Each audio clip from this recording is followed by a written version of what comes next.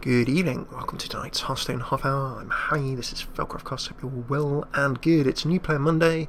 We're going to be doing what we always do, take a deck that we've seen or are interested in or that you have asked for, break it down, build it, get an idea of the basics together as newish players, and then we're going to go into a couple of ladder games at whatever stage on the ladder we are, and just understand how the deck works and try it out in practice. Now, this is not going to be legend level play, let's make that clear to start with. So if you want to intro, understand some of the basic concepts and take it from a new to intermediate-ish player perspective, this is the place for you. If you want to see the pros, go watch the pros. They're awesome and they will give you pro level play.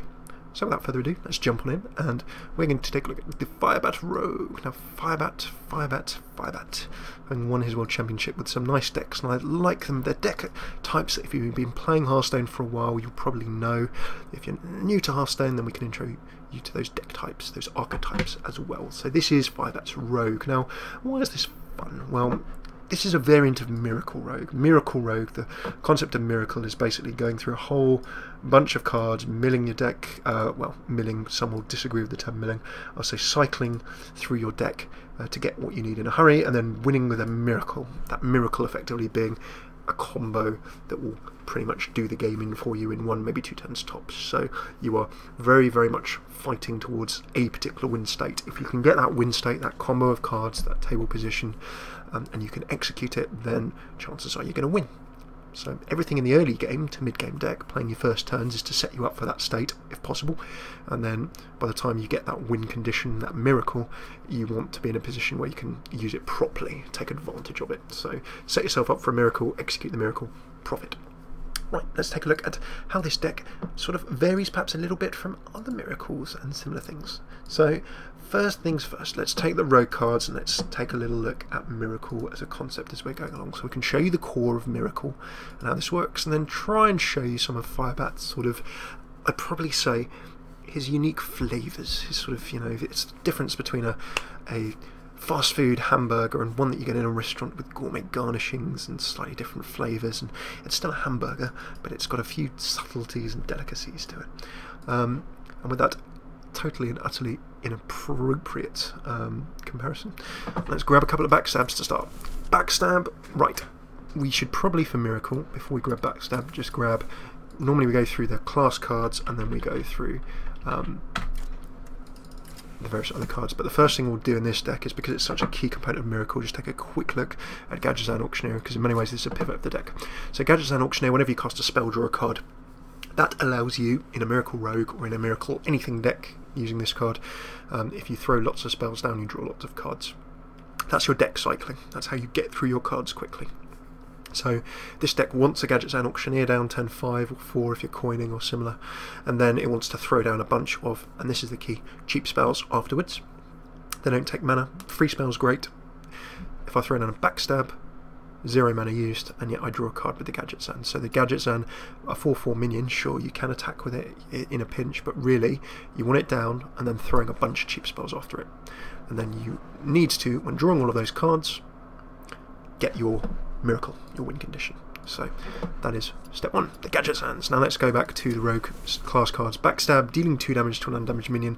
This is control, keeping your opponent under control in the early game in a pinch. If you get your Gadgetzan Auctioneer down, this is doing damage to minions, and oh, for 0 mana you are drawing a card and doing what's on the card as well. Totally get that. To preparations. Now for those of you used to older Miracle Rogues that use Leeroy Jenkins, preparation is no stranger. Again, you can play a spell for free, well, 3 less, or potentially for free as well. I've got to make sure I can enunciate between free and 3. Be prepared, rogue motto, also the motto of a Scar from the Lion King. So preparation, as well as being a free card for 0, that will trigger your Gadgetzan for free again. Can you see the theme here? Will also give you a 3 less spell, which again, if you're playing it after a Gadgetzan, will let you draw cards, and you can see how the big happy virtuous circle keeps on going. 2 Cold Bloods, cheap mana card, give a minion +2 attack or combo. If you played it after another card, give a minion +4. So this is how you get big, bad and ugly minions to help you charge in and win the game. That combos with a particular card. It would in the past have comboed with Leeroy Jenkins. It combos with something else in this deck, and we will show you that in the future. But this is how you quickly draw cards, buff up, get big ugly minions to hopefully ruin your opponent by charging into the face for an extra 4 attack on top of whatever you have already. Next up, double conceal. Now, sometimes you only see one of these in a deck, but conceal, give your minions stealth until your next turn. Well, this means you're trying to protect your minions that are going to bring in and help you win the match, and generally conceal is used to protect your gadgets and auctioneer. You want the auctioneer on the table, you don't want your opponent to attack it, you want to be able to throw down a whole bunch of spells so you can draw a lot of cards. So, gadget zan and conceal are good friends. It will also, of course, trigger some card draw. So that is primary use for conceal. Secondary use for conceal, perhaps if you're in a tough spot, or if you want to preserve a game-winning condition. Say you've got an Edwin Van Cleef or similar that's very, very big, and we'll show you Van Cleef in a second. That will allow you to charge on like that. I've just realised that I need to announce my stream somewhere else, so give me 2 seconds, I do apologise. There we go. We are all well and good.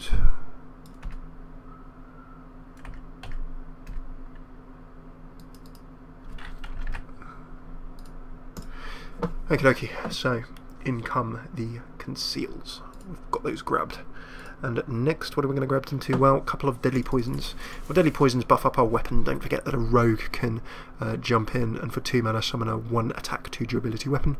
It can swing twice, which is very nice, but we also have another weapon potentially. If we pack a weapon card, that could go with. But really, the deadly poison will allow us to help against not only we can pick off individual minions if we really need with a 3 attack 2 weapon. The 1 mana will let us trigger gadgets and auctioneer draws, but it is really meant to go with this next card, and that next card is the splendid Blade Flurry. Destroy a weapon, deal its damage to all enemies. So if I have a 1 attack weapon, if I deadly poison it, that makes it 3 attack, and then if I Blade Flurry, I deal 3 attack to 3 attack damage, beg pardon, to all of my opponent's minions on the table. How is this useful, you may ask? Well, very simply, aggro. Zoo Warlocks, anything that's got lots of small minions, they're trying to zoom over you with loads of small minions. Deadly Poison, a weapon and Blade Flurry clears your opponent's side of the board. So that is the reason for your 1 Blade Flurry, and that is the use to which you're putting Blade Flurry generally. There's only 1, don't spend it too early, that's what you're probably going to be using it for.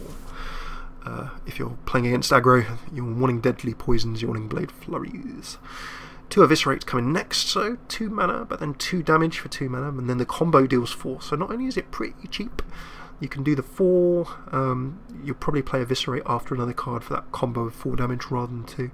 That will let you pick off enemy minions, punch through tanks, hit your opponent's hero to the face as a finisher. Many's the time in this deck that you will finish potentially with an Eviscerate as well. So for 2 mana, it's drawing cards after a Gadget and Auctioneer, you're comboing it for 4 damage, you can be picking off minions, hitting your opponent to the face. Whatever the situation you're in, a nice solid option.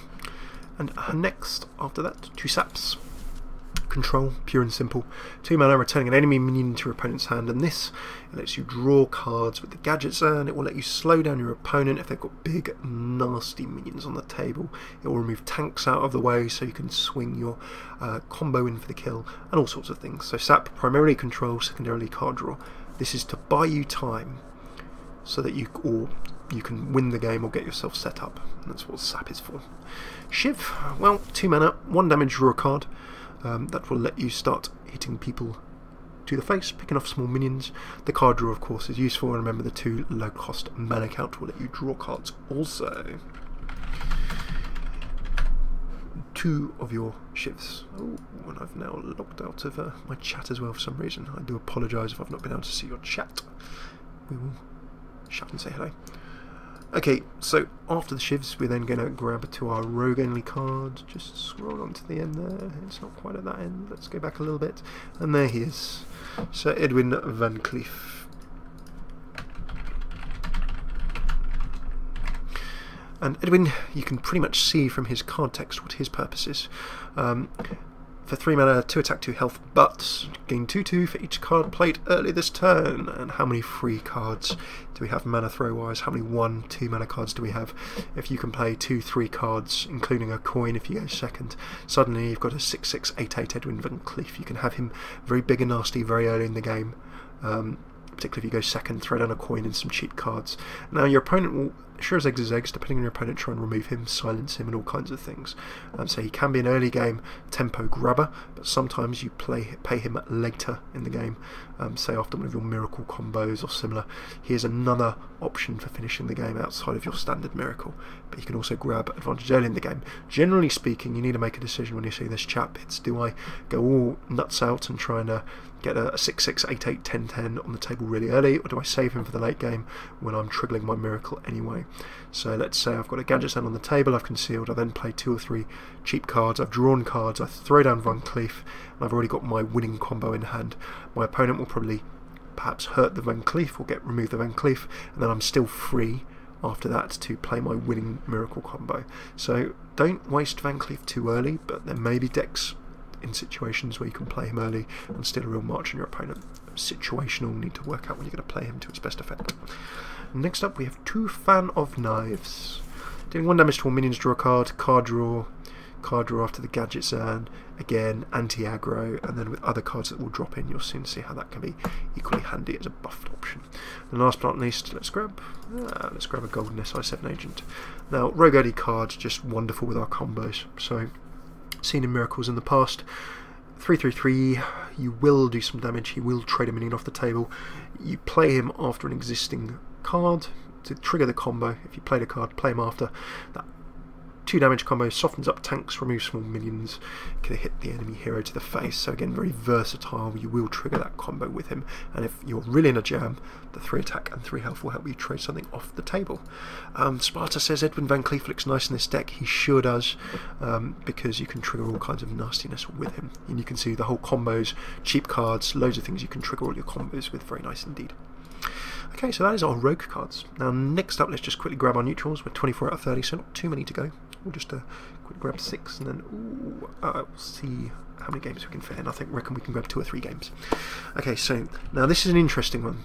This is, in many ways, a tad controversial, but this is our finisher. Now this used to be Leeroy, and a lot of people will be like, oh, okay, this is a bit of a weak finisher, but hear us out. So if you drop a deckhand when we have a weapon on the table, he has charge, so that fulfills the Leeroy charge crusher. 2 cold bloods will then give us an additional 8, so that will change him from 2 attack to 10. And then if you use another card that we drop in the Faceless Manipulator, it changes from 10 damage. The Faceless Manipulator will also have charge and do 10, and that gives us a 20 finish. So let's work out that combo. Southsea Deckhand plus 2 cold blood is 3 mana, and that makes him 10 attack, 1 health. Now if we have a weapon on the table and we need a weapon, he has charge. If we need to summon a weapon, that's another 2 mana, so that's 5 mana. And then the Faceless Manipulator is also a 5 mana drop, so for 10 mana we can do 20 damage. If we've got a weapon on the table already, then for 8 mana we can do 20 damage, because we don't need to summon that weapon. So in terms of a miracle, have a look at this. This is one of the cards with which we can get a lethal. This is one of the cards we can work for a miracle towards. Important point. Do not spend the last charge of your weapon until you've attacked with your deckhands, because if your weapon disappears, this card loses charge. It has charge while you have a weapon equipped, but it doesn't stay. It's not a permanent effect. If you lose a weapon during the turn that you're on, the deckhand loses charge. So very important to remember. But there you go, just on one of those, and that is potentially one of our win conditions. So next up we've got a Blood Mage Thanos, known in miracles anyway. Now, yep, I know this is another legendary. Spell damage +1. Now, why is the spell damage useful? He's a triple threat, as we say, sings, dances and acts. Maybe a double threat in this case. The spell damage at +1 and the death rattle of drawing a card. Maybe he can only sing and dance, he's not an actor. We have so many spells that +1 will benefit. We can reach out for more damage. We were talking earlier about Fan of Knives. We were looking at Shiv and other similar things, even a backstab. The death rattle of drawing a card. We need card draw in this deck. The Gadget and Auctioneer is there to enable this, and if he dies, well, we're quite happy to draw a card. We need that card draw, which is oh so good, oh so tasty. So yeah, all handy. And then worst comes to worst, well, 1 attack, 1 health. Well, he's not going to be a trashing any mountains, but we can certainly do some damage with him. Maybe trade away something nasty. The Earthen Ring Farseer, just one of these drops in. We may well attack with our hero if we're using deadly poisons with our early game weapons to control enemy minions. We're going to lose some health on our hero. The Earthen Ring gives us a minion that we can help trade and keep the table clear with, whilst also restoring 3 health. Common to see in miracle type decks. Next up we have an Azure Drake, again seen in miracle decks. Also, what this will do is let us bridge. It lets us bridge to the mid-late game. If we this truly is a triple threat because it's got 4 attack, 4 health. It's a strong-ish attacking minion in its own right. Spell damage at +1 as we've seen, and instead of a death rattle like our friend the Blood Mage, with a battle cry of drawing a card. So we throw this down, draw a card, we've got additional spell damage for any spells we play after, and then last but not least, just threat number 3. It's quite a tanky, solid minion that will let us trade things out the way. We might push tanks out the way, attack to the face, trade away nasty minions from our opponent. The Drake is there to die, but hopefully die at a time of our choosing, and it also gives us benefits while it's on the table.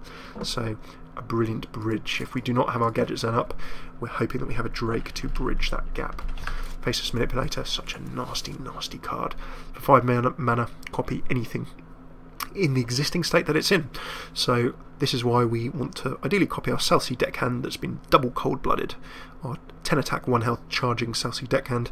We copy that exactly with a Faceless Manipulator, then we have 20 damage, 2 Southsea Deckhands, both with charge. Lovely jubbly. Also, can be used in a pinch to stall your opponent, but really this should be being used in an offensive manner in this deck. If you don't get your miracle off in a Miracle Rogue, if you don't have the table under control early enough, then you're in trouble. Last but not least, the ever nasty, and again, like the Azure Drake, this guy is a nice bridge. What does he do? Well, you can almost throw him into any deck. At the 5 mana, the mid-game stage of affairs, unless your opponent is rushing you, chances are they've got spells they want to use.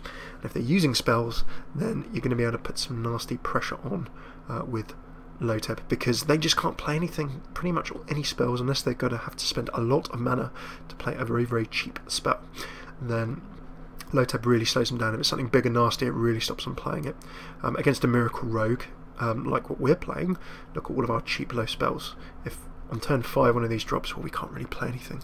So if I was playing another Miracle Rogue, and I think he was going to try and play all of his spells, maybe he plays a Gadget and Auctioneer and he conceals, like what we want to do, I'd throw down a Lotep, because I'd know full well that if you threw down a Gadget and Auctioneer and concealed, he'd want to be playing lots of cheap spells next turn, and Lotep, enemy spells costing 5 more, stops you in your tracks for 1 turn. That will let me get my win combo up or similar. So Lotep completes the deal. So that is Firebat's Rogue. It is a Miracle Rogue. It's got some, you know, nice little intricacies, nice little delicacies in there. A few tweaks, obviously. There's no Leeroy anymore, but that doesn't slow this deck down if it's played properly. Am I going to play it properly? Quite possibly not. But that is certainly the theory. And let's see if we can put that theory now in this second part of our episode into practice. So that's part 1 of our New Play Monday. We've broken down the deck, we've taken a look at roughly how we think it can work. Early game we're keeping the table under control, whilst trying to get our miracle condition in play. In the mid game, or as soon as possible, we would ideally like a Gadget Zone, concealed if we need to, don't throw down a conceal if we don't need to, and then we throw down all of our cheap spells that we have remaining, and we then ideally go for a Southsea Deckhand with a weapon, 2 Cold Blood, and a Faceless Manipulator. So let's see if we can live that dream and get that combo out. So let's go into the ladder. Now we'll always play at whatever stage we're on the ladder. Now I am, as you can see, at a very humble rank 16. World Championship level, this is not.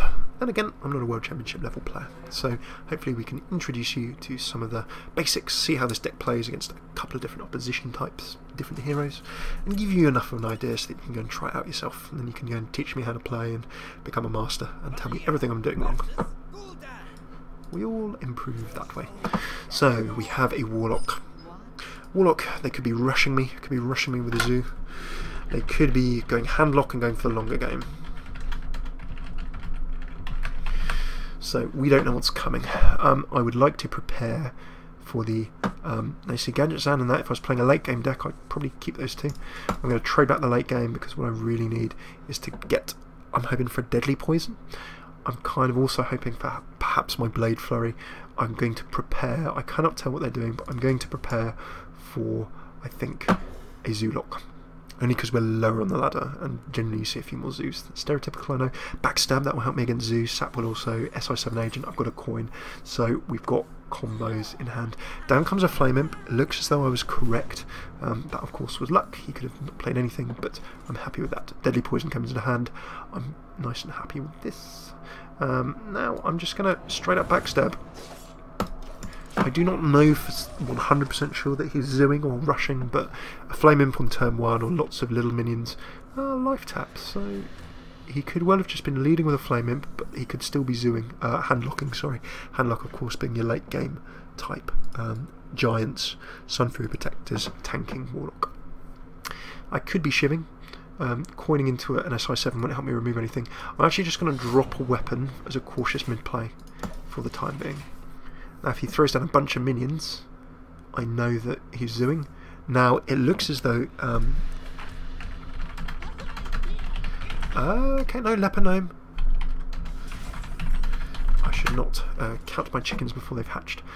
So we can see at the moment, he's just been drawing and drawing. He's throwing down single minions, but these are aggressive early game minions. However, we have not actually seen the full-on sort of rush experience. So he's either really having problems with his rush, or something else is going on. So I'm going to anticipate the rush. I'm just going to shiv there. It gives me the card draw. I do take the 2 damage, but I'm nicely down. I can Deadly Poison to get my weapon. I've got Fan of Knives. I don't have a Blade Flurry. And I could coin into a low tab next turn if I want. So I think, really for the moment, I'm just going to Deadly Poison, and I'm not going to do anything. Now remember, I want my... Oh, hang on a second. I think there's a tapping outside. I'll be right back.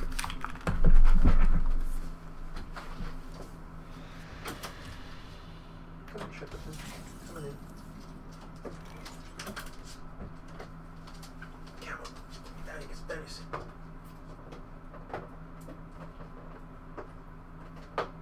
Good boy. We have a guest. We have a guest. You can have a special guest for the last few minutes. I'm just going to quickly make my play. Oh no, our guest is leaving. So another turn's dropped. He's life tapped. Not done anything else for the time being. Do I want to coin into a low tab? I'm going to do that because I need to establish some kind of table control. Can I just see? Can we add the guest? See if we can do that. Oh, maybe not. Maybe yes.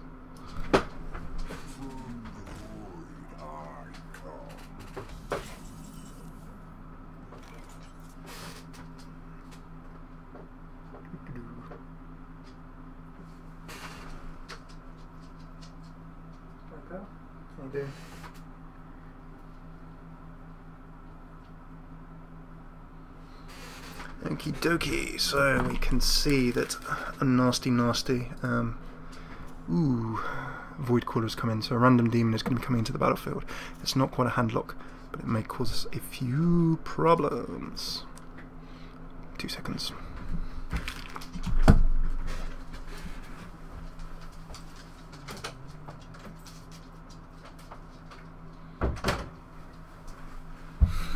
Oh, I thought we were going to have a desk there. Good evening, Thrash. I hope you're well and good. You join us in the midst.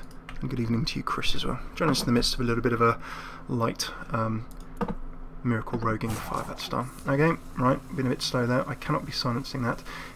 We are going to get a random minion instead, so do I want to be eviscerating? Ooh, let's have a think. Right, first off I'm just going to wreck that and see what gets pulled into play. Quick, is it going to be nasty? It's a Doom Guard. Okay, I'm going to eviscerate that. And then going to drop that. And then also drop that as well, which is not ideal at all. But it keeps me with table position, which is quite key. I have taken a lot of damage to the face and dealt with the threat. Now I don't have a silence, of course, which is always too. So sorry for that slight delay if you're watching this on YouTube. I thought we were going to have Shep with us, but he passed by and said hello and then decided to leave us. He honoured us with his presence temporarily. So we tried to get Doge Cam going. Right, got another Eviscerate. Now this is not an ideal play for this deck because as you can see I've still not got a Gadgets and Auctioneer.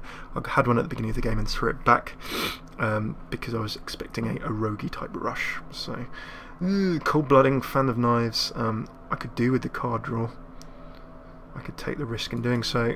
Let's try it. I don't really want to be Fan of Knivesing just the card draw. So I'm all set up if I actually get my Gadgets in. Cold Blood, I could start really bringing some pain with Eviscerates and similar. Okay, so this is not what we really should be doing. I'm just going to start bringing some severe pain. I could even prep, but I will have a lethal next go, so he really needs to pull something out of the bag. And it will probably be a destruction horrifically of this SI7 agent. There goes a Siphon Salt with 6 mana and a 3 health reduction. He can't really do anything else. Down goes another Leper Gnome. It's a weird demon aggro deck, this one. Which you're stereotypical. So down goes a Gadget Sand, and we can start the combos. So I can prep. Blade Flurry, I don't really want to use. I can Deadly Poison, or should I sap? I'm actually going to sap, I think. Gives me another card draw into the SI7. Could have done a 20 damage combo last turn, says Thrash. What did I miss? I'm sure I've missed him. Does Fan of Knives hit the other hero? It does not hit the other hero. It does damage to minions. But if I could have done a 20 damage combo, that might well have been a win. So, thank you very much for spotting that.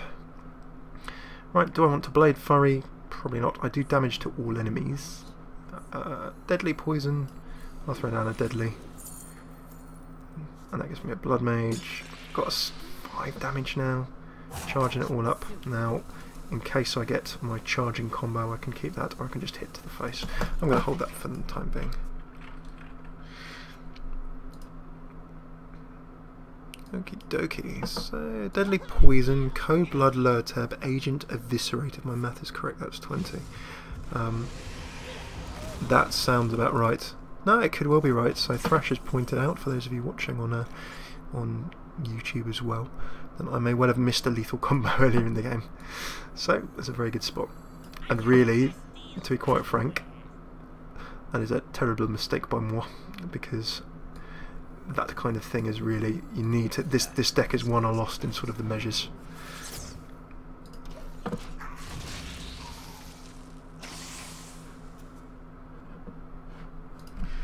So it's well worth checking when I had Loteb on the table. If I had a Deadly Poison, Cold Blood Loteb, Agent Eviscerate combo, if I did, then that was a wonderful win.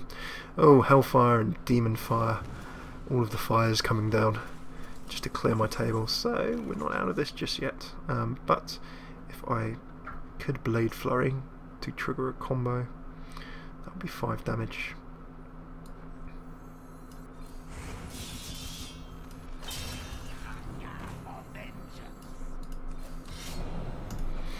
And we'll drop in an Edwin Van Cleef, still keeping this pressure. I hope that we can get another game after this so we can look at a bit more of a proper miracle.